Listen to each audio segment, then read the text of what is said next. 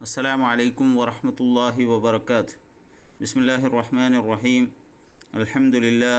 അൽഹംദുലില്ലാഹി റബ്ബിൽ ആലമീൻ വസ്സലാത്തു വസ്സലാമു അലാ റസൂലിൽ അമീൻ വഅലാ ആലിഹി വസഹ്ബിഹി അജ്മഈൻ. അമ്മാ ബഅദ്. പ്രിയമുള്ള സഹോദരങ്ങളെ, ഇന്ന് നമ്മൾ മൂന്നാമത്തെ പാഠത്തിലേക്ക് കടക്കുകയാണ്. മൂന്നാമത്തെ പാഠത്തിൽ നമുക്ക് ആദ്യമായി പഠിക്കാനുള്ളത് ഹർഫു താരീഫായ അല്ലിനെ കുറിച്ചാണ്. അലിഫും ലാമും കൂടി ചേർന്നിട്ട് ഉണ്ടാകുന്ന ഒരു വാക്കാണ് അൽ. അൽ എന്നുള്ള ഈ ഹർഫ് ഉപയോഗിക്കുക സംസാരിക്കുന്ന ആൾക്കും അതേപോലെ തന്നെ കേൾക്കുന്ന ആൾക്കും ധാരണയുള്ള ഒരു വസ്തുവിനെ കുറിച്ച് സംസാരിക്കുമ്പോഴാണ് അൽ എന്നുള്ള ഈ ഹർഫ് ഉപയോഗിക്കുക. ഉദാഹരണത്തിന് ബൈത്തുൻ. ബൈത്തുൻ എന്ന് വെച്ചാൽ ഒരു വീട്. അത് ഏത് വീടുമാകാം. അതായത് ഈ വീട് എന്നുള്ള ആ ഒരു വർഗത്തിൽ അല്ലെ ഒരു വിഭാഗത്തിൽപ്പെട്ട ഏത് വീടും ആകാം ബൈത്തുൻ എന്ന് പറയുമ്പോൾ.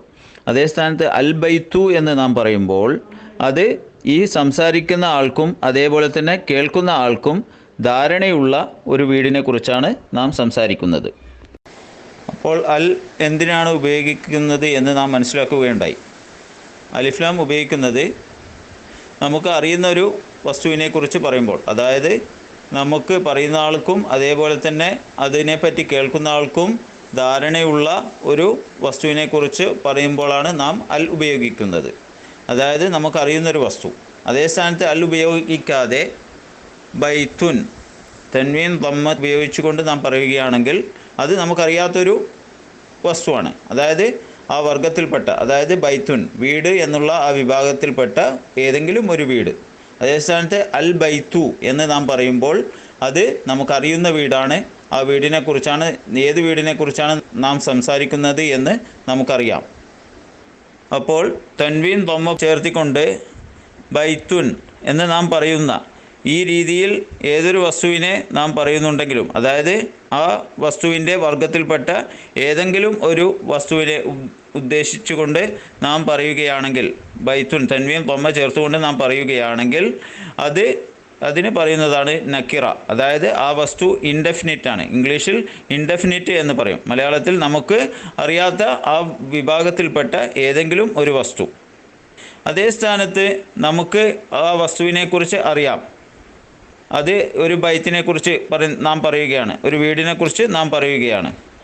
നമുക്ക് അതിനെക്കുറിച്ച് അറിവുണ്ട്, ഏത് വീടിനെക്കുറിച്ചാണ് നാം സംസാരിക്കുന്നത് എന്ന് നമുക്ക് ധാരണയുണ്ട്. അങ്ങനെയാണെങ്കിൽ അതിന് മാരിഫ എന്നാണ് പറയുക.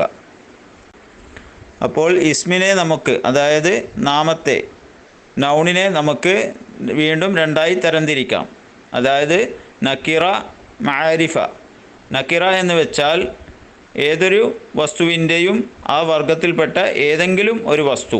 അതായത് നമുക്ക് ആ വസ്തു ഏത് വസ്തുവിനെ കുറിച്ചാണ് നാം പറയുന്നത് എന്നുള്ളതിന് ധാരണ വേണ്ടതില്ല.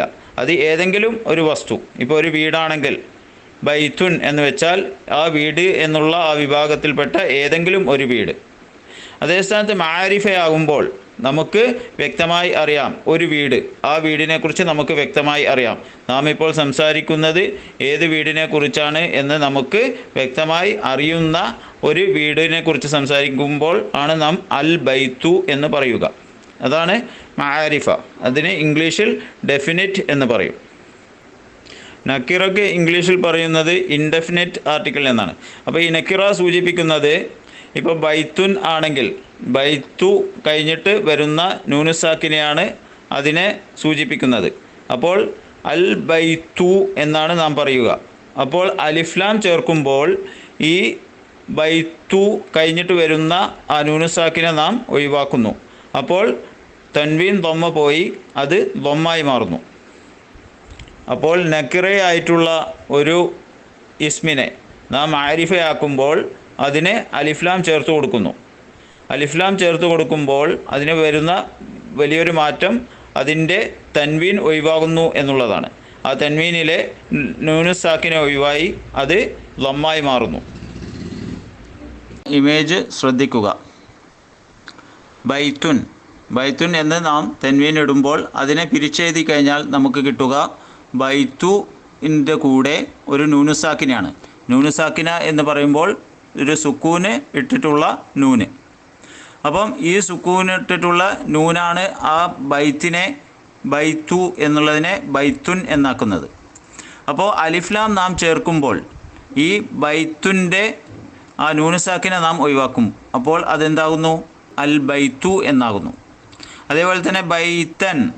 അപ്പോൾ ബൈത്തന് ഇവിടെ വരുന്നത് ബൈത്ത, അതിൻ്റെ കൂടെ നൂനുസാക്കിനെയാണ്, അതാണ് തൻവീനായി മാറുന്നത്. അപ്പോൾ നാം ഈ നൂനുസാക്കിനെ ഒഴിവാക്കുമ്പോൾ അൽ ബൈത്ത എന്നാകും. അതേപോലെ തന്നെ ബൈത്തിൻ. ബൈത്തിൻ എങ്ങനെയാണ് രൂപപ്പെടുന്നത്? ബൈത്തിൻ്റെ കൂടെ ഒരു നൂനുസാക്കിനെ ചേർത്ത് കൊടുക്കുന്നു, അപ്പോഴാണ് ബൈത്തിൻ രൂപപ്പെടുന്നത്. നാം ഈ നൂനുസാക്കിനെ ഒഴിവാക്കുമ്പോൾ എന്താകുന്നു? അൽ ബൈത്തി എന്നാകുന്നു.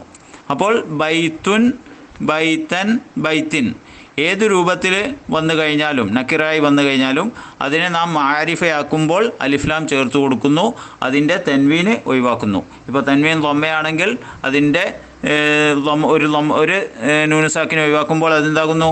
അൽ ബൈത്തു എന്നാകുന്നു. തൻവീൻ ഫത്ഹ ആണെങ്കിലോ അൽ ബൈത്ത എന്നാകുന്നു. തൻവീൻ കസ്റയാണെങ്കിലോ അത് അൽ ബൈത്തി എന്നാകുന്നു. അപ്പോൾ ഇതാണ് നക്കിറയിൽ നിന്ന് മാരിഫിലേക്ക് മാറുമ്പോൾ വരുന്ന മാറ്റങ്ങൾ. ഇവിടെ ബൈത്തുൻ, അതായത് ബൈത്തു കഴിഞ്ഞ് നൂനുസാക്കിനിട്ടത് കാണാം. അതുപോലെ എഴുതാൻ പാടില്ല, അത് എഴുതിയാൽ തെറ്റാണ്. അതിന് തൻവീൻ ഇട്ടുകൊണ്ട് തന്നെയാണ് എഴുതേണ്ടത്. ഇത് മനസ്സിലാകുവാൻ വേണ്ടി അതിനെ പിരിച്ചെഴുതിയതാണ്. ഇതുവരെ നാം പാഠങ്ങളിൽ പഠിച്ചിട്ടുള്ളത് ബൈത്തുൻ എന്നുള്ള രൂപം മാത്രമാണ്, അതായത് മർഫൂ ആയിട്ടുള്ള രൂപം. അത് തൻവീൻ ദമ്മ കൊണ്ട് അവസാനിക്കുന്ന രൂപം. ബൈത്തിൻ, ബൈത്തൻ ഇതൊക്കെ നാം അടുത്ത പാഠങ്ങളിൽ പഠിക്കുന്നതായിരിക്കും ഇൻഷാ അല്ലാഹ്. ബാറക്കല്ലാഹു ഫീക്കും. സുബ്ഹാനക്കല്ലാഹുമ്മ വബിഹംദിക അഷ്ഹദു അൻ ലാ ഇലാഹ ഇല്ലാ അൻത അസ്തഗ്ഫിറുക വഅതൂബു ഇലൈക്.